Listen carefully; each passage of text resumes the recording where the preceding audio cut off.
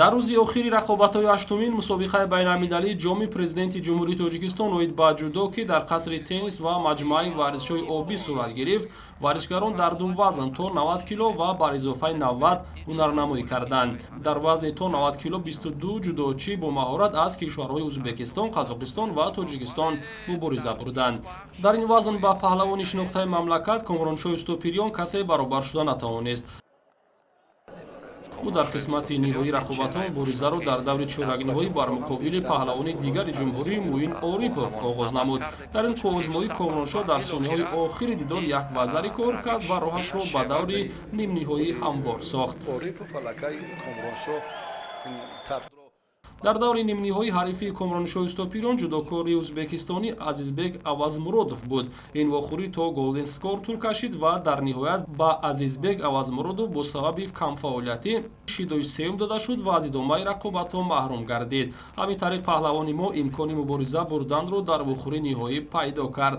Дар финали ҳаштумин мусобиқаи байналмилалии ҷоми президенти ҷумҳурии Тоҷикистон иштирокчии бозиҳои олимпӣ дар соли 2016 ва 2020 ва 2 карат қаҳрамони Осиё паҳлавони шинохтаи мамлакат Комроншоҳ Устопирён ва варзишгари ҷумҳурии Ӯзбекистон Шермуҳаммад Ҷандерев ба рӯи татамин баромаданд. Нерӯсанҷии варзишгарон дар майдон беш аз 7 дақиқа идома кард. Дар вақти асосии дидор ҳар ду варзишгар барои камфаъолӣ аз ҷониби довар ду шидоӣ гирифтанд. Дар дақиқаи сеюми голден скор довар ба варзишгари ӯзбек шидои семро дод ва ҳамин тариқ Комроншоҳ Устопирён барандаи ҷоми ҳаштумин мусобиқаи байналмилалии ҷоми президенти ҷумҳурии Тоҷикистон оид ба ҷудо гардид. Ёдовар мешавем ки ин маротибаи дуюм аст ки Комроншоҳ соҳиби ҷоми президенти ҷумҳурии Тоҷикистон мегардад.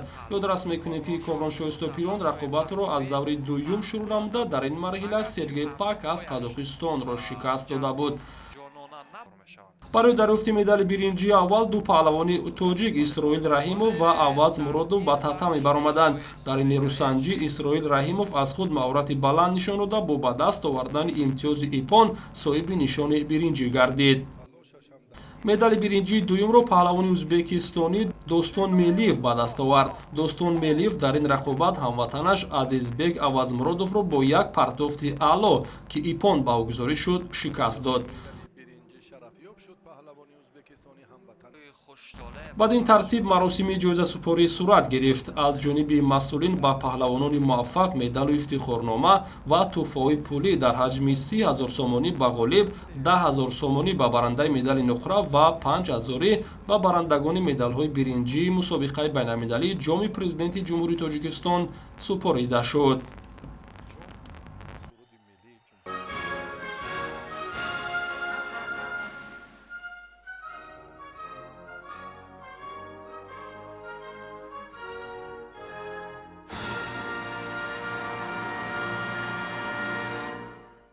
امروز خوشبختانه من توانستم که سزاوار مدال طلا گردم.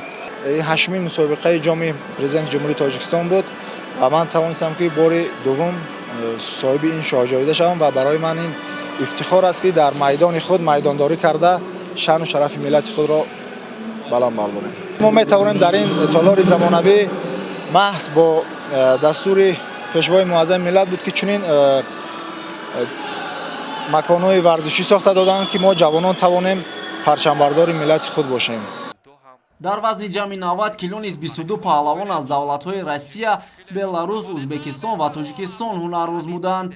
барои ба даст овардани медали аввали биринҷии ҳаштумин мусобиқаи байналмилалии ҷоми президенти ҷумҳурии Тоҷикистон оид ба ҷудо дар вазни ҷамъи 90 кило Бекмурод Олтибоев аз Ӯзбекистон ва Богдан Войцик аз ҷумҳурии Беларус ба майдон баромаданд.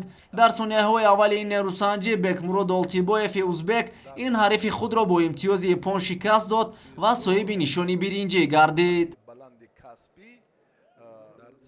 барои нишони дуюми биринҷии мусобиқа Иброҳим Элмуродов аз Тоҷикистон ва Шорухон Бахтиёров аз Ӯзбекистон ба ҳам омаданд.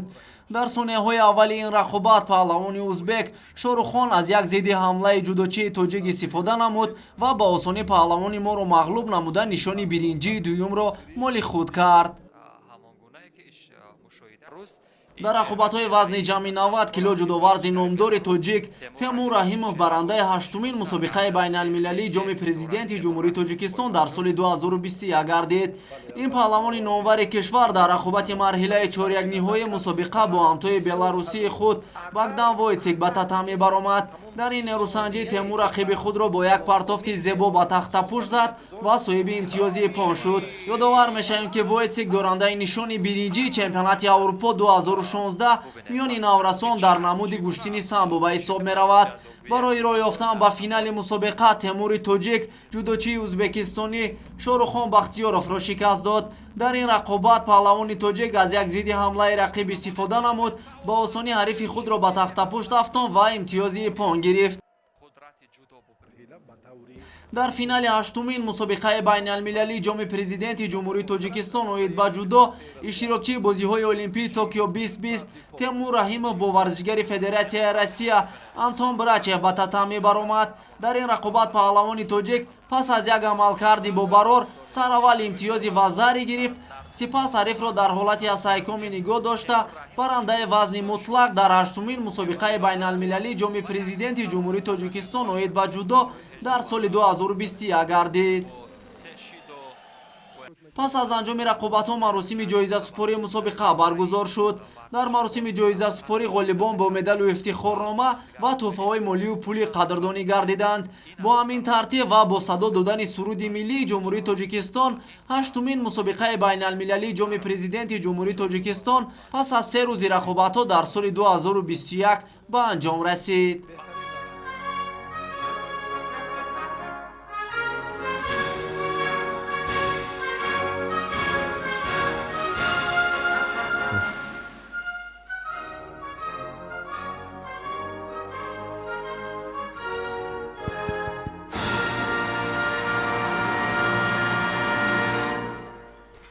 бори ҳаштумин аст ки дар ҷумҳурии Тоҷикистон ҷоми президенти ҷумҳурии Тоҷикистон баргузор гардидааст. мусобиқа дар сатҳи баланд буд. ҳарифон аз берун аз ҷумҳурӣ омадагӣ буданд, ҳарифони пурқувват буданд.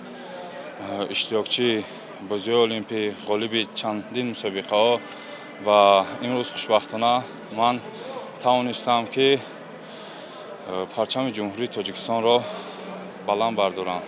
ҳама вақт ватанамон тинҷ бошад, сулҳу субот бошад ва пешвои муаззами миллат дар болои сари мо бошад.